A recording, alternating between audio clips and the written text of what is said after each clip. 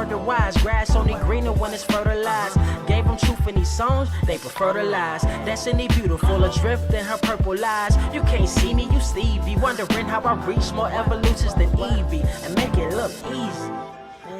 Dream on, yeah. Dream on, dream weaver.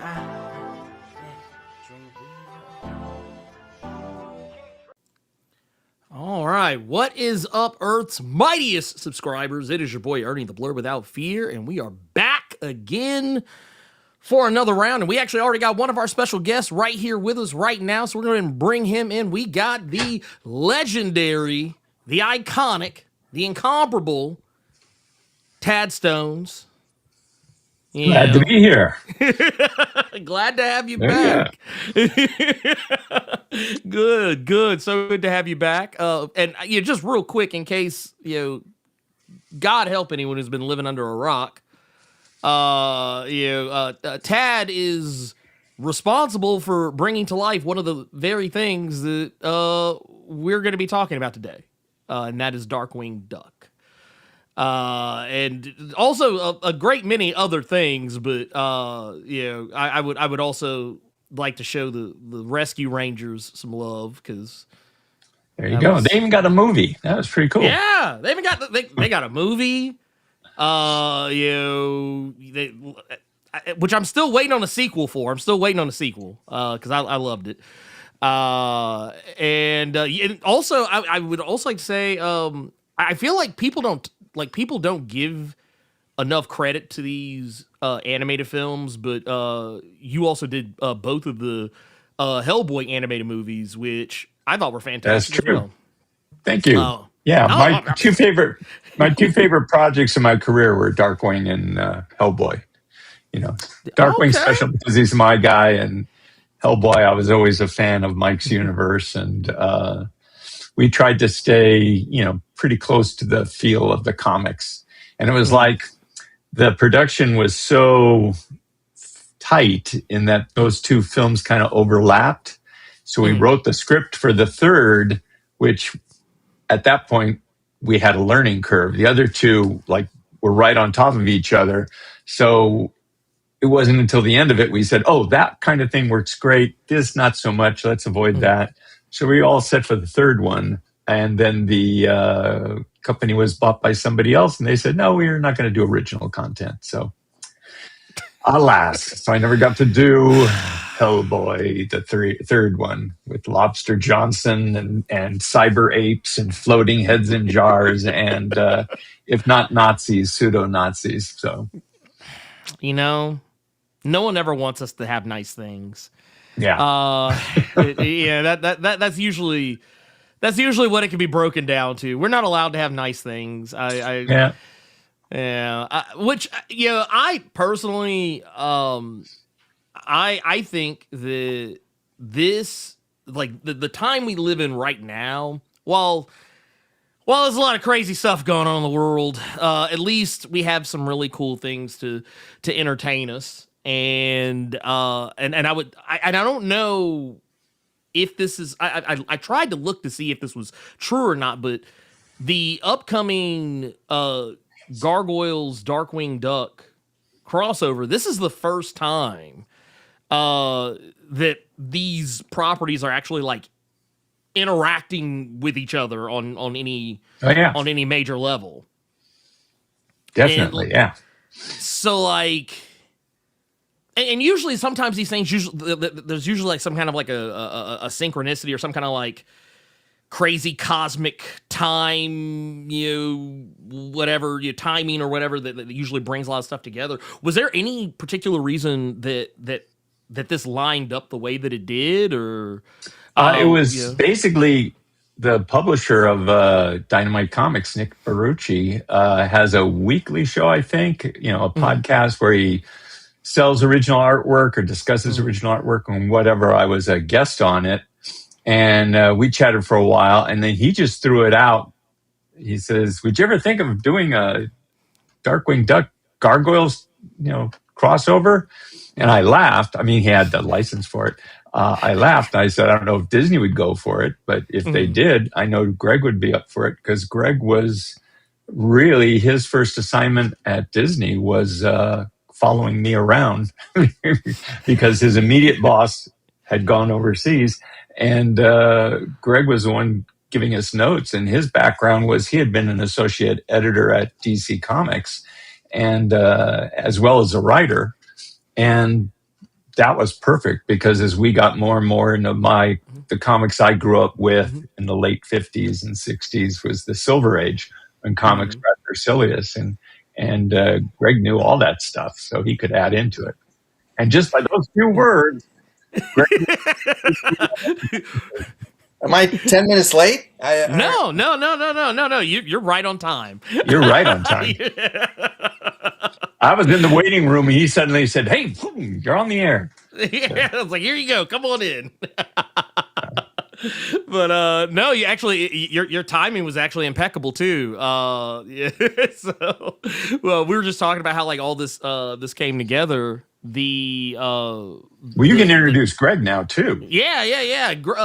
First off, for those once again, if you've been living under a rock and you don't know, I'm going to tell you. Greg Weisman, who is the creator of one of the other franchises is going to be in the conversation here, the creator of Gargoyles, which I'm pretty sure I don't have to like sell anyone on here because it's pretty damn awesome. And you should, I would hope you already know about it, but also Greg is responsible for a great many other things, but not least among them being Young Justice, which we are all huge fans of here. What's going on, Greg? Thanks for having me aboard. Anytime. Yeah, you're always welcome here. I was just talking to Tad about how like this whole thing came together, the whole the peanut butter and chocolate of it all that is Gargoyles and Darkwing Duck, like how like how those moving parts like ended up working out to making this happen. Like what was your Tad told me his side of it. What was your take on how this all came together? I think it was all the heavy lifting had been done. Nate Cosby contacted me and said, "Hey, how'd you like to do Gargoyles Darkwing?" I said, "If Tad's on board, sure." And I had basically said, "If Greg's on board, sure." Yeah, so we had that meeting of the minds early on, and then Tad and I just got together, so to speak, not in person, because who does that anymore? What? And just sort of came up with some basic ideas for the storyline. I wrote something up. Tad gave me some feedback. I did a little redo, handed it to Nate,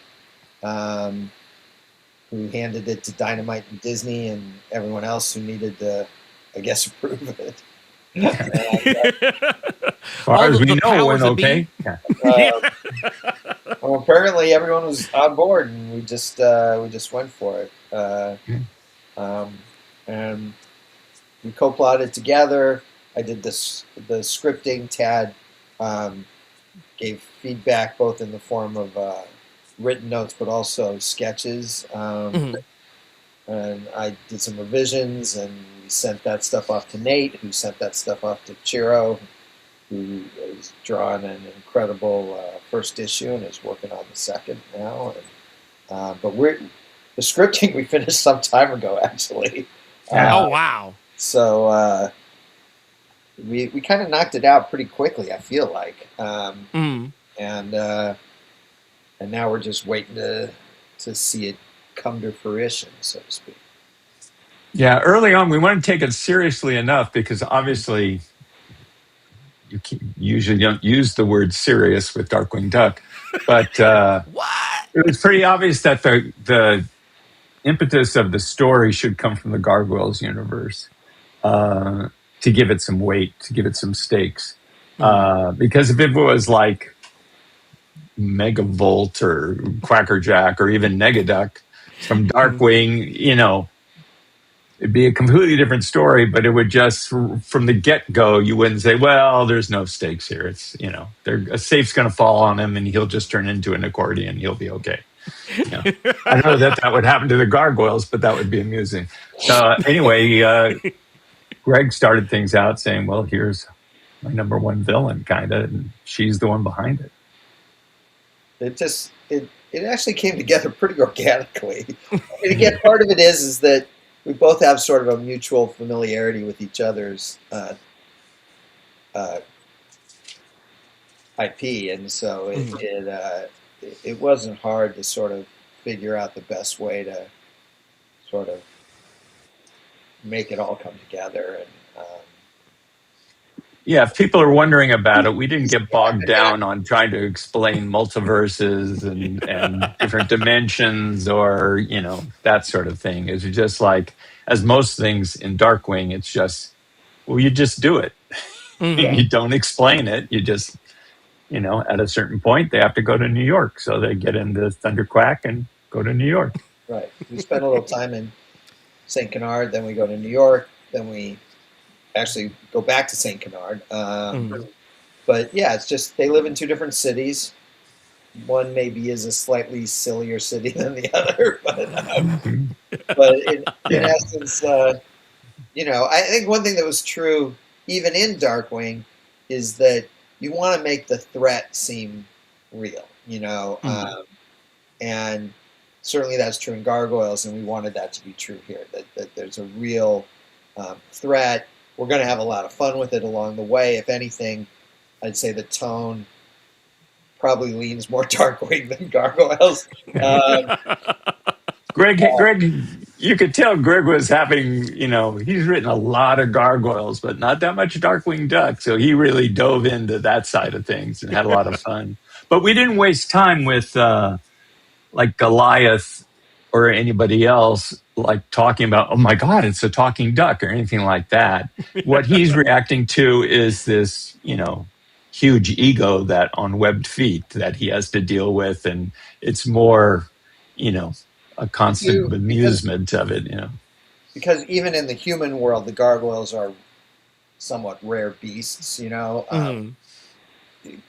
Darkwing's heard of Gargoyles. He knows what Gargoyles are, but he doesn't know how Gargoyles work exactly. The turning to stone at night and that kind of thing. I mean, the turning to stone during the day.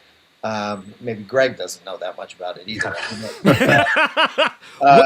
Are you trying to tell me that you think you know everything there is to know about something you created?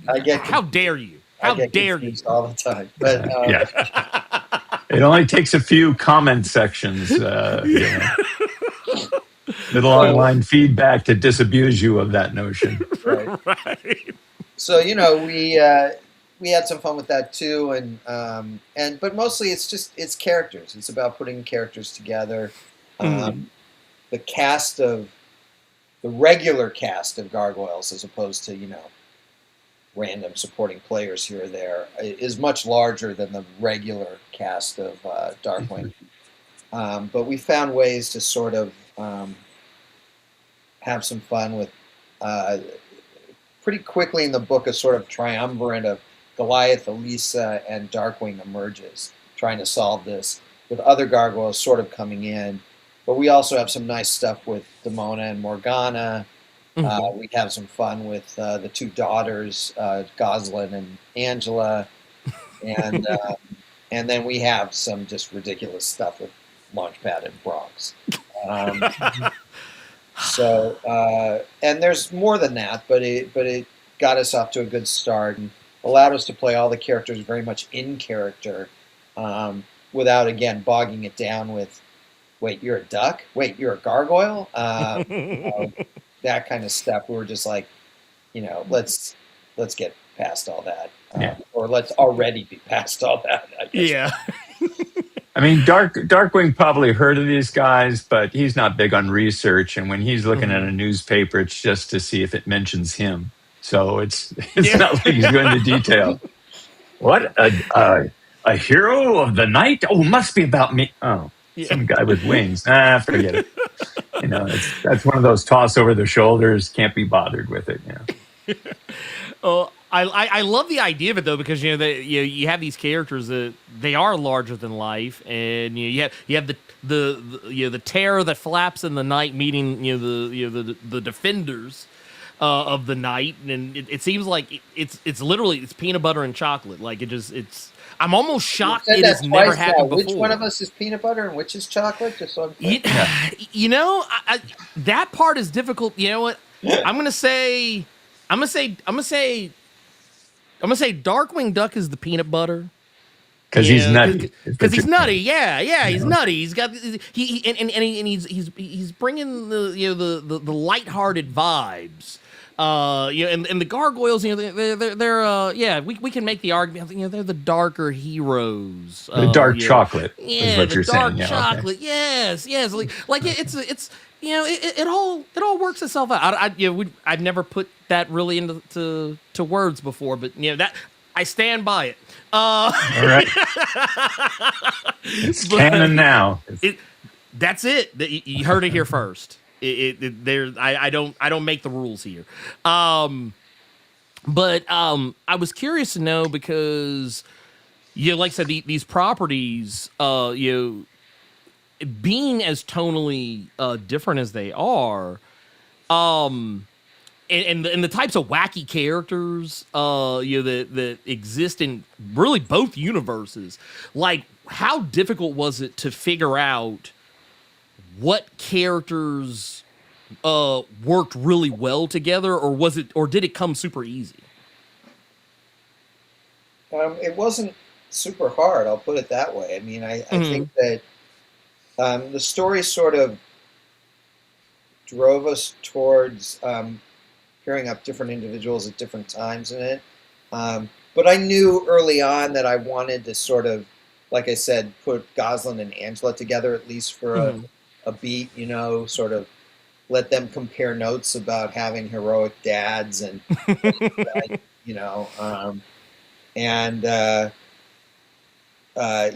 Goliath X Demona being with Darkwing's squeeze. Morgana was fun.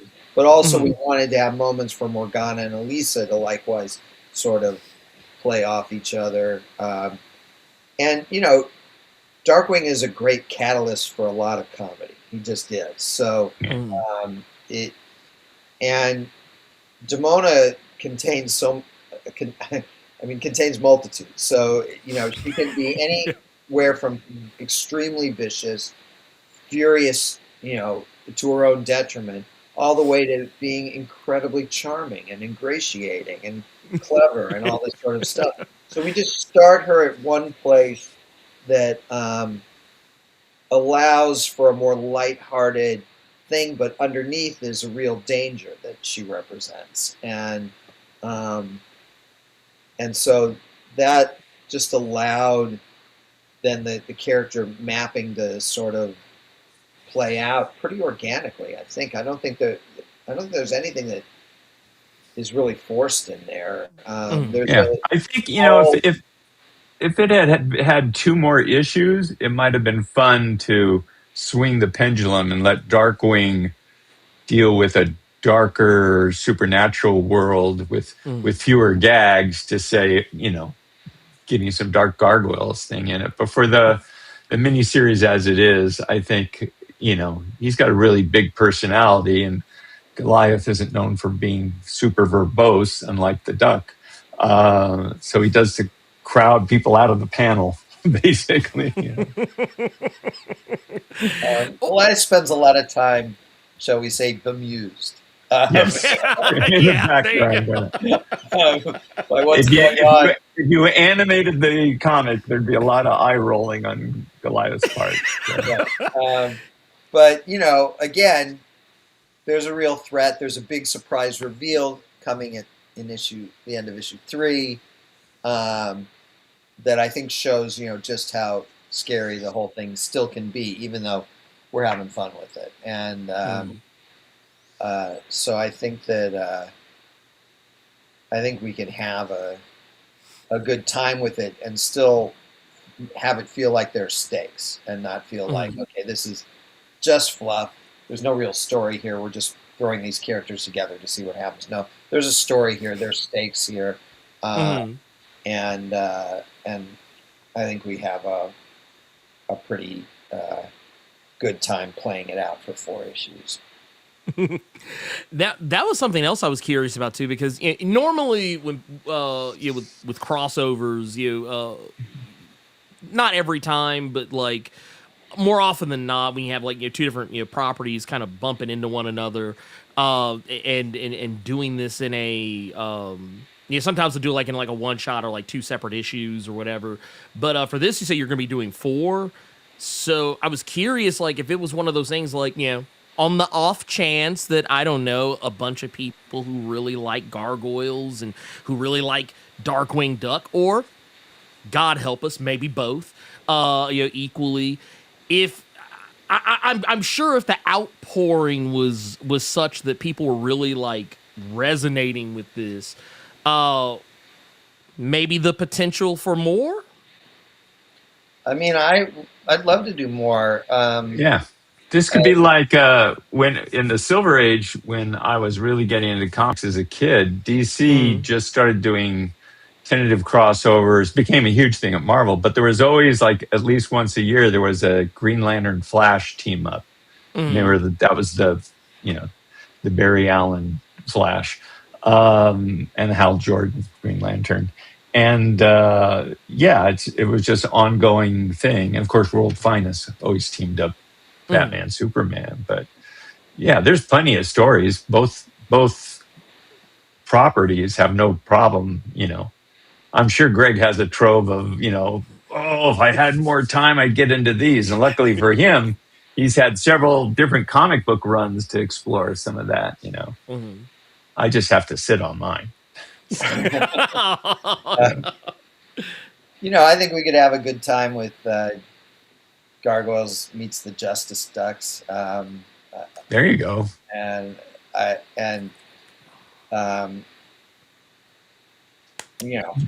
Dynamite did a great job on Justice Ducks in the early issues, especially when there are a lot of one and dones. Again, that was the era I grew up with, and they changed just enough to. It's like, oh, this is different from the series, but now I can see how you're not bogged down and you can tell a lot more stories. So they were real sharp with that.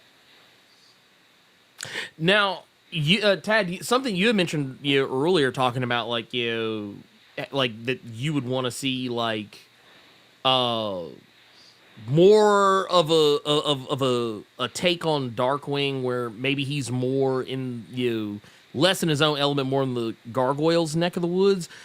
I don't know, man. That maybe we could save that for a follow up. I don't know, man. I'm just saying. Although that is kind of what we do here.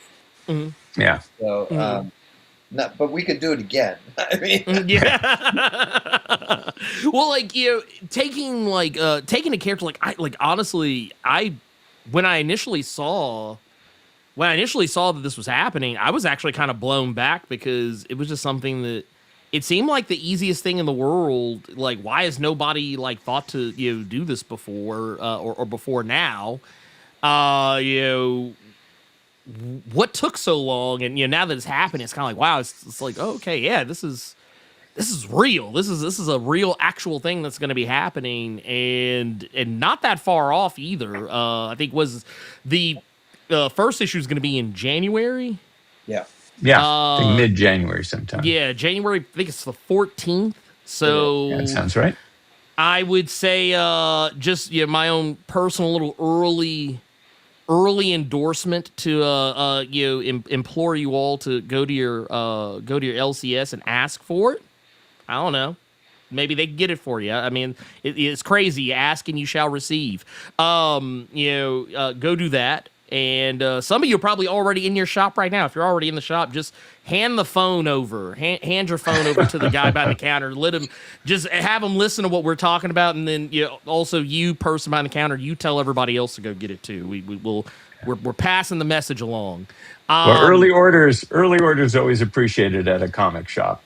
Yes, very. I would go as far as to say that very few industries very few industries thrive on early pre-orders the way the comics do. It just is what it is. So I always say, if you want it, go in early and get that hype. Let's build that hype up, because this is something that I think is going to be really really special. One thing, to get back into it, and the crossover of it all. I don't know if this would be giving the game away too much, but when you said earlier, it's not going to be this huge big to do, like why they're in the same room with each other. It's just kind of a thing. We just accept it as it is.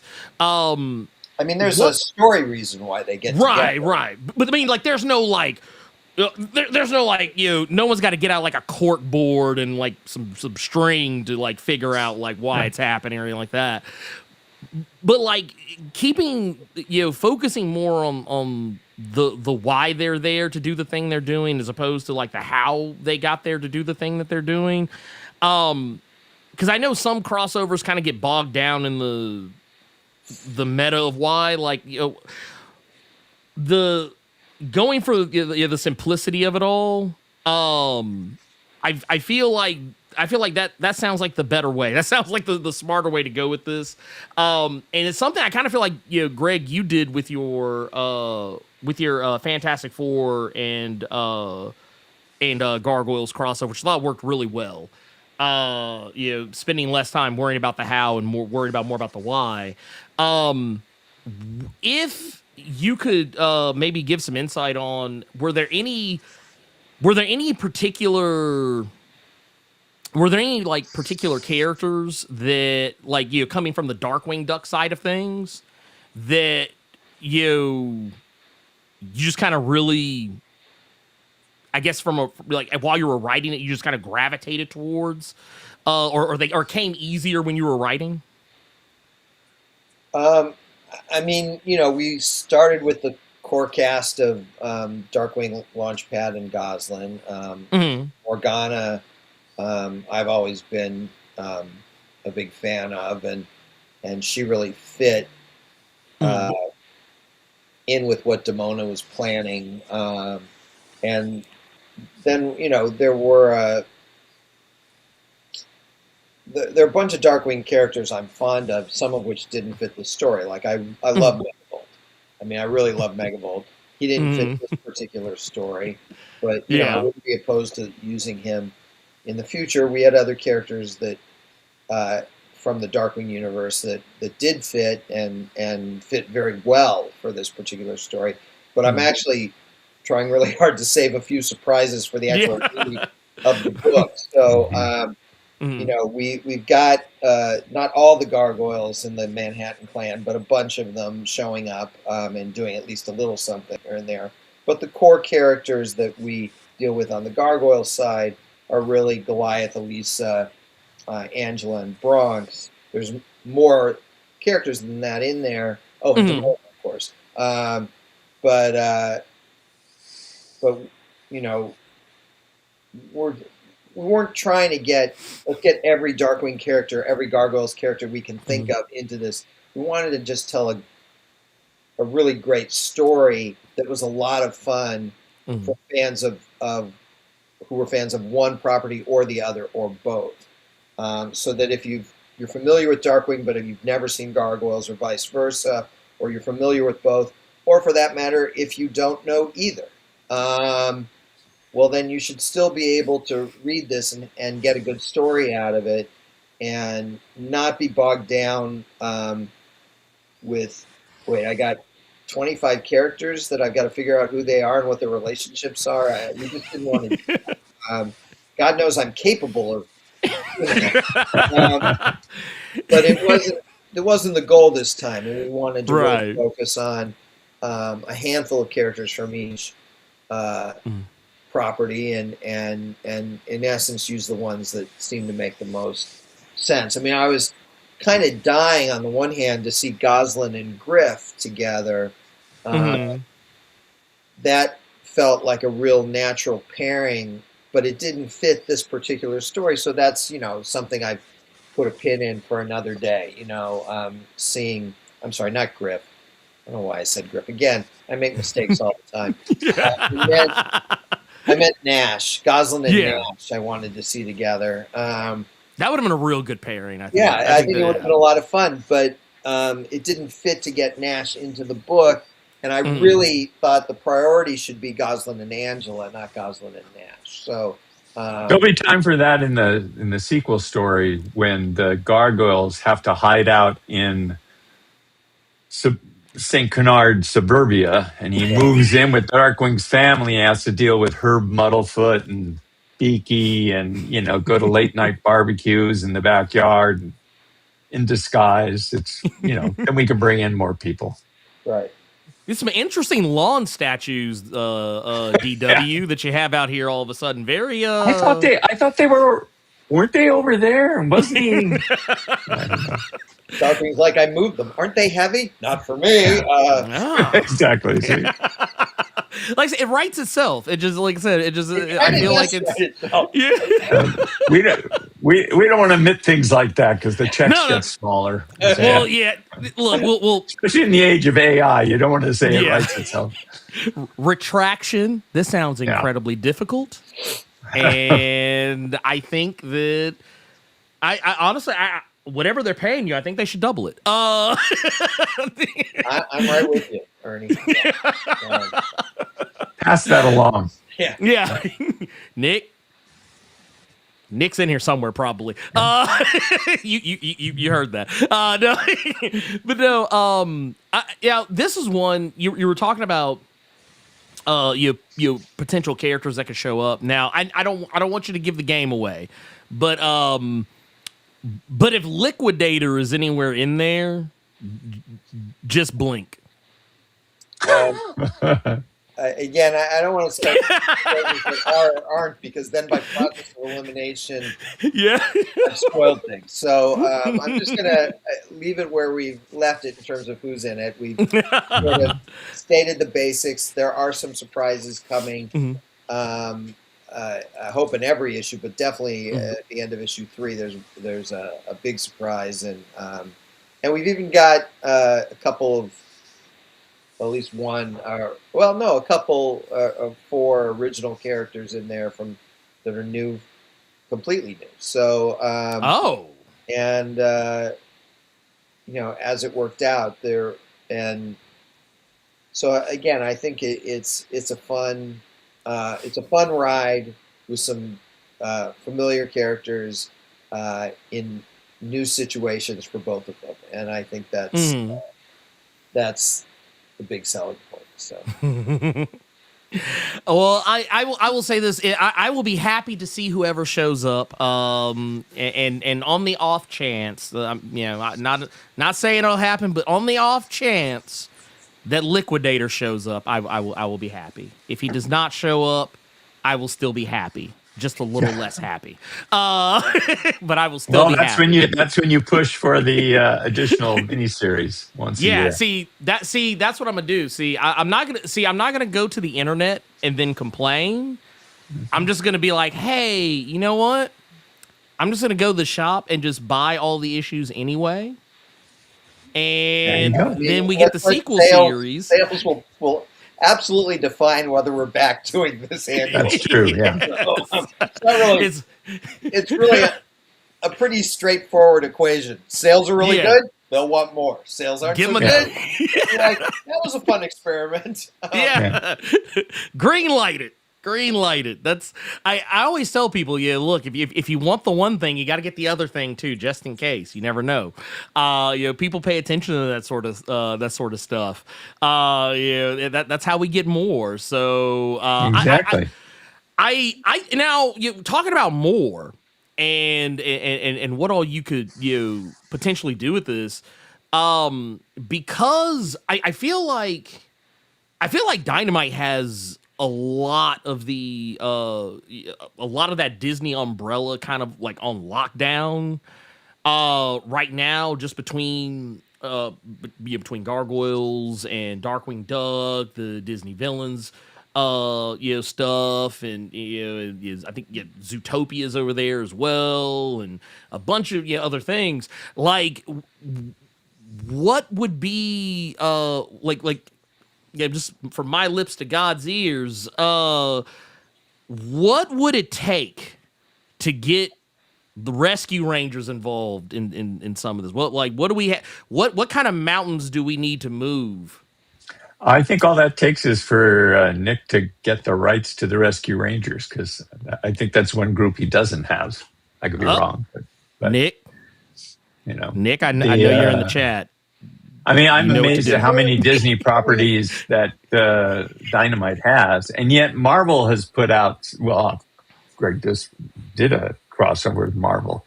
So I don't know how that works. I guess because they're a Disney company, it's like, yes, you have exclusive rights unless we want to do something, then we're just going to do it. So, I think what this proves is that we're not too precious about it. If it's fun, then we'll just do it. So if Rescue Rangers would be great. Tad and I had, I mentioned this before here and there, but Tad and I had on Team Atlantis, a television series that never quite made it to the air, a Gargoyles Team Atlantis crossover that I'd love to finally be able to do that story. And so that would be great. And but I'm game for most anything. There might, it would be really tough for you to name something for me to go, no. I mean, I can't even think of anything that I'd say no to. It's, to me, it is at worst a fun exercise to sort of go, how do you make this stuff work together? Whether it's Tailspin or Rescue Rangers, Gummy Bears was one of the big original inspirations for Gargoyles. I think we could have a great time doing a medieval Gummy Bear Gargoyles thing. So you'd be hard pressed to find something and have me go, no, I don't want to mix Gargoyles with that. And people get upset at all the. Take that as a challenge, and they'll be sending me all these like, what about this? What about this? But. I don't really want to take it as a challenge. My point is that, if Nick and Dynamite are game and Disney's up for it, I think we could have a fun time crossing over Gargoyles, Darkwing, and Rocketeer. I don't know. But whatever works. I mean, I'd pay for it. Gummy Bears should definitely, I would love to see it get a resurgence. People, are barely mixed reactions when it comes to Disney announcing another live action version of a recent Disney feature, the latest being Moana. But to me, if you think of the movie with Chris Pine, the Dungeons and Dragons, I would love to see another one of those, but with more bouncing bears. It would be perfect. That's the tone I would like. And the bears would look great in CG, and let's have at it. Yeah, I'm just saying. As a guy who, as a kid, was sat every Saturday morning in front of the television with a cup of Kool-Aid and pretending that it was gummy berry juice. I am the target audience. I'm sure you're not making Tad and I feel old at all. Well, I will say that, truth be told, having said that, I feel old now too. So I'm just like, man, that was a long time ago. But you know what? But that speaks to I think the longevity of it, the fact that I still know people out there to this very day who have very fond memories of and not just Gummy Bears, but a lot of those properties from back around that time frame. Well, it's fun to see the ones that get brought back on Disney Plus. Where I went to a convention last year where it was fun that it was parents bringing their kids along, and the kids were just getting into the Disney afternoon shows. By way of their parents saying, sit down and watch this. You will relive my childhood because I cannot. That's what I did to my kid once. Yeah. But it ended up working out. They ended up really liking it. But All right. but yeah, it was like I was like, you will watch the Goof Troop. Sit down, enjoy, or yeah. But no, it's kind of funny though. Yeah, like all this stuff kind of comes back around. And I guess, you know what? I don't know what y'all can say about this or speak to this, but I know both of these franchises have kind of had a lot of buzz around them, over the last, few years, in regards to like, revivals or, in some cases like continuances or reboots of, or anything like that. But like in the case of both Gargoyles and Darkwing Duck, any I guess if this does well, any chance that maybe we get maybe if Disney sees, oh wait, this is making money, like maybe we can get that, maybe we can get a Disney Plus special or something. I don't know. That would be nice. Yeah, it might be asking a lot, but it would be nice. I always quote Lily Tomlin. One of her characters said simply, "Nobody calls it show art." So if there's basically money to be made, if there's interest, or even on the level of a comics company, obviously more these things sell. It's like, oh, what else can we do? Or should we do another one of those plus reach out in a different way? And same thing with revivals and all of that. Of any of the Disney afternoon shows, again, Rescue Rangers got a movie suddenly. It was like, just to make sure there's an interest. There's either somebody who the studio wants to work with and they say, hey, I grew up with this, or it's just, them watching the numbers on Disney Plus to see, wait, people still watch this show, and the one thing, sooner or later they pop up and say, why don't we do another one, or let's do more, or whatever. The one thing to keep in mind, though, just to inject a little reality into the comment. Oh, yeah. Is that publishing for Disney falls under their consumer products division, whereas cartoons, animation, that falls under the entertainment division. Those are two different divisions. So I'm not saying it's impossible. It's clearly possible, but I think that's a big sort of leap to sort of say, hey, this does so well, they make a cartoon about it. That would be a big leap. Yeah. But within comics, you sell a lot of comics, and then you get permission to do some Gargoyle Darkwing T-shirts or whatever. You get merch. And that's all part of consumer products. The idea that I don't think is unrealistic is that if this 4-issue miniseries does well, we'll do more. And that might also lead to other crossovers. And because if that's selling and that's what, then that's great. I think it's a big leap to then say, oh, and now we'll be making a movie. But I would never say never. I just think that's not too likely. Whereas the notion that the comics could produce more comics in success, that makes direct sort of logical sense as opposed to the other. Yeah. No, 100% agree. It's kind of funny how a lot of the stuff that, because there's always like these, and I'm not the hugest fan of them, but like there's always like these rumor, places, these social media accounts, websites, and other such nonsense, where they'll be like, oh, so and so's doing so and so, and it's like the sources are like their brain, their imagination. So yeah, it's you'll always have those types of people that will be quick to throw that sort of stuff around. So that's why I wanted to throw that out there just in case, just to kind of dispel a little bit of mystique about how it works. But I wanted to know, as far as, because I know it's always going to come up because someone's always going to ask. In regards to both properties, has there been any movement on like their individual, like? I know for a while, like there was, with Gargoyles, there was talks of certain things happening. Darkwing, there was talks of like, like reboots and stuff like that happening. Has there been any movement on either of those fronts? On the Gargoyles side, the answer is no.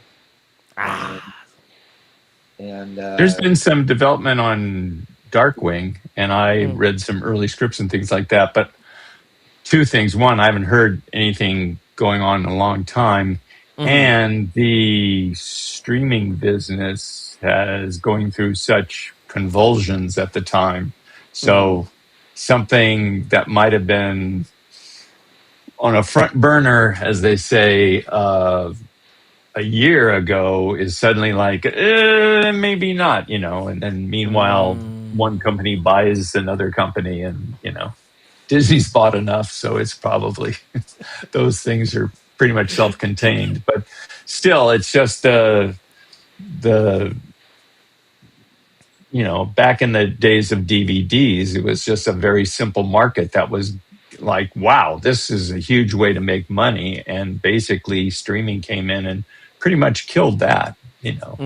I used to go out of my way to, I'm going to hit garage sales and, complete my movie collection of, Marvel superheroes or James Bond or whatever. But now it's like, you hear of a movie or you haven't thought of it in a long time, and you just, do a little search for, where is it streaming now? And generally you can find a space.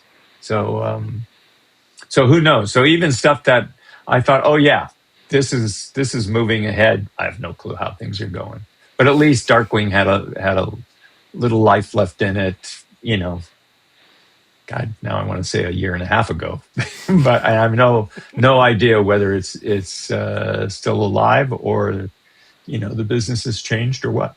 So I don't think it's impossible that Gargoyles might come back on television or in one form or another. But I don't think there's anything going on right now. But that doesn't mean it won't down the road. I think something like X-Men 97 sort of demonstrates that there's a market for that sort of thing. And so I've been in, ongoing and occasional conversations with various people at Disney about this, only for the last 30 years. But but I don't see it as an impossibility, but I don't want to also pretend that there's, it's happening. It's just down the road. It's not happening, but maybe it might someday. Well, I will say that I stay hopeful. I stay hopeful. I really hope something does come down the pipe for both. And I guess I don't know if you can say about this either, Greg, but has anything changed as far as like anything going on with Young Justice? Nothing's going on with Young Justice at the moment, and it's the same story. That doesn't mean that someday it won't. If there were, we did 2 seasons, we didn't get picked up for a third, and then 5 years later we did. So and on one level that was shocking, and on another level it made a lot of sense given the scenario at the time. So I don't think it's impossible for Young Justice to come back.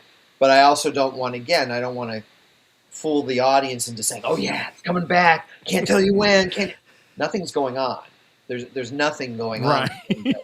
But that's not to say it couldn't someday. People have asked me about Spectacular Spider-Man. That's a different problem. I think for Gargoyles, for Young Justice, there's a real possibility that either of those, for Spectacular Spider-Man, much as I'd love to do more, it's not up to me. None of this stuff is up to me. Right. I think that's one that contractually there's sort of this catch-22 that Sony owns the Spectacular Spider-Man assets specifically, but Marvel, of course, owns Spider-Man Mm-hmm. and the rights to do an animated version of Spider-Man, and so that becomes much, much more difficult problem to solve. Whereas on Gargoyles or Young Justice, it just takes someone with, the power to say yes to say yes. On Spectacular Spider-Man, you'd need to have all these negotiations between two very different companies for it to happen. It would be much, much more difficult.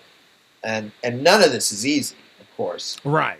But certain things are easier, or are more likely, or at least more possible than other things are. And so, again, I love all three of these shows, but Spec Spidey would be really tough to get back, whereas I think Darkwing, Darkwing too, but Darkwing, Gargoyles, or Young Justice, those are shows where you just need to get someone in power to go, okay, yeah, let's do it. And yeah, I something you said, Greg, you said something like a ways back. Like I think this was in the early days of the Disney Plus era, when people were asking you about Gargoyles. I think I remember you saying something to the tune of, "Go stream the shit out of it on Disney Plus." I still think that's true, and I still think that helps a lot. The more people watch it, the more the people at Disney Plus will take notice. I don't think that's enough by itself, but that would be a huge factor, as opposed to, if people aren't streaming the show on Disney Plus, and then an executive says, what if we did Gargoyles again? And then they looked at the Disney Plus numbers and they were weak. That would be a reason to say no. Whereas if they're going, what if we do Gargoyles again? And then they look at the Disney Plus numbers and they're strong, then that's a reason to say yes. So I think that, and that's not, rocket science. That's pretty straightforward, basic equation. But in and of itself, I don't know that enough people are streaming the show that in and of itself that's going to generate a new thing. But it certainly helps. Right. Well, my assignment to y'all is, after you go to the LCS and ask for Gargoyles and Darkwing Duck to be added to your pull list, I'm also going to tell you all to go on Disney Plus and just turn on Gargoyles in one room, and then put Darkwing Duck on in the other room, and just let them play in the background. Yeah, just let them play. Like, I mean, watch them, definitely watch them. But I mean, like, if you don't turn them off. Just leave it on. Just do that. We'll just keep doing that until Disney gets sick of us, and it tells us to stop. Like, we don't have any more bandwidth. You're using up all the bandwidth on Gargoyles and Darkwing Duck. No, that's what we want. We want to eat up the bandwidth. But I did want to say that I'm really excited for this. Two properties that have been pretty, I would dare say, influential on me in my life, and seeing these two things together just kind of, like I said, it feels like a fever dream, but it's the best kind. Like, oh wow, like I still can't. I'm still kind of waiting for y'all to be like, psych.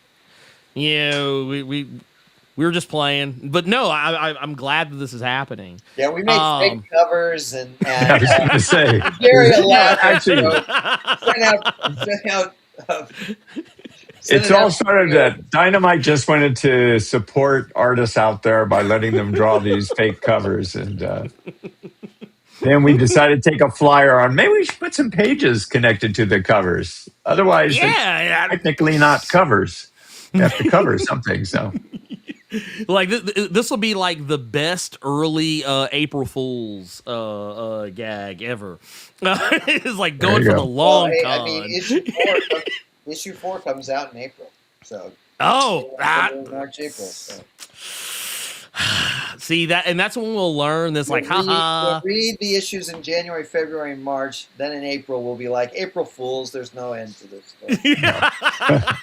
Well, that's when we bring in all the characters are different, and instead of Drake Mallard, it's her Muddlefoot in the Darkwing costume, and Bronx is talking, and he's the lead gargoyle, and Yeah, honestly, when people always make the jokes about the most ambitious crossover ever, and it's like, oh, and they show like some other franchise. This is where I'm kind of like, you know what? See this right here.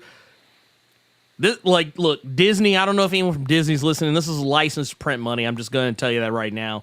You don't know what all else we could be bringing into this. Like I said, I want my Justice Ducks Gargoyles crossover. I know. I know y'all have the time to make this and the money to make this happen. So yeah, let's just do that. Just do that. We'll go out and buy it. I promise. We will go out and buy it. I promise you. So yeah. But no. Like I said, just go to the LCS, y'all. Go to the LCS. Go buy the books. Get them on pre-order. And say, don't ask for one. Ask for the whole series. Ask for the whole series to be added. And let's get that sequel. I want that sequel. I desperately need it. And while you're at the store, there's what Damona's series is finishing up close. There's an ongoing Darkwing Duck by Dan Kibblesmith, and I've done some covers for that. So there's plenty to dynamite to empty your wallet with. That's right. Get all of it. Just get all of it. And I think there's some. I think correct me if I'm wrong. Both of you. I want to say there are some collected editions that are either well. For one, I know some are already on shelves, but I think in the case of both, I think there's some that are going to be hitting the shelves kind of in and around the same time as the crossover. So go get those two. Just go get all of them. They're right there. Just go and reach over, pick them up, throw them on the counter. If you don't see them, ask about them. Yes, so they'll know to order them the next time. That is what I do. Or one of my LCS guys watches the channel, and ever so often, if I make an offhand comment about my local shop not having something, I'll get a conversation the next time I go. But hey, man, I got that thing you were talking. So yeah, just be vocal. Be vocal. Closed mouths don't get fed. And I guess real quick, did either of y'all have anything that y'all wanted to plug? I mean, obviously the comic, duh. But like any other projects y'all wanted to plug while y'all were here? Well, as Tad said, Gargoyles Demona issue 5, which is the final issue of the series by myself, Frank Parr, and Robbie Bavard, comes out this month.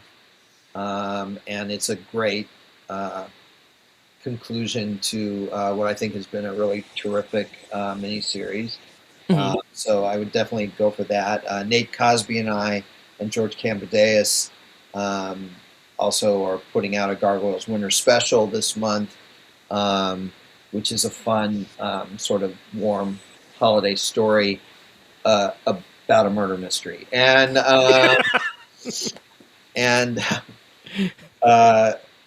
and then in January, Gargoyles Darkwing Duck. There you go. And like I said, there's the ongoing Darkwing series right now. There's some more special things I can't talk about coming up.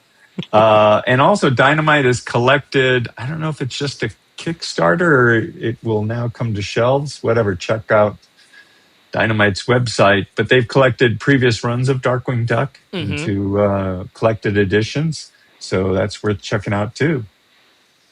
Just to prove how good our stuff is next to the old stuff. So there you, I look, I think it stands the test of time. That's just me though. I'm just one dude, but I will co-sign. I will co-sign. All right. Good. Well, thank you both so much for taking the time to come on and talk about this upcoming crossover, which looks like it's going to be fantastic. And yeah, I can't wait to see the shenanigans. It looks like it's going to be a good time seeing shenanigans to occur. Yeah, the whole I'm actually the most excited I think I can be for Goliath to be befuddled at all times. More bemused than befuddled. Yeah. Yeah, just I can already hear the Keith David. I can already hear Keith's voice in the back of my head as he just stares at that's Darkwing. Absolutely true. When I'm writing this, I'm hearing Jim Cummings, I'm hearing Keith David, I'm hearing Tyler Richardson, and Marina Sirtis. It's great as a comic book writer to have those voices so real in essence in my head. But yeah, I think these would make great audio comics too. Hey, that's Nick, you listening, Nick? I think we should be doing audio comics. Hey. Well, hey, just look, speak it into existence. There you go. We're thanks for having us. Yeah. Actually, one quick last thing, because someone had a super chat question. They wanted to ask real quick. Can you ask if Goliath's design is inspired by Spring Heel Jack in any way? Yes, you can ask.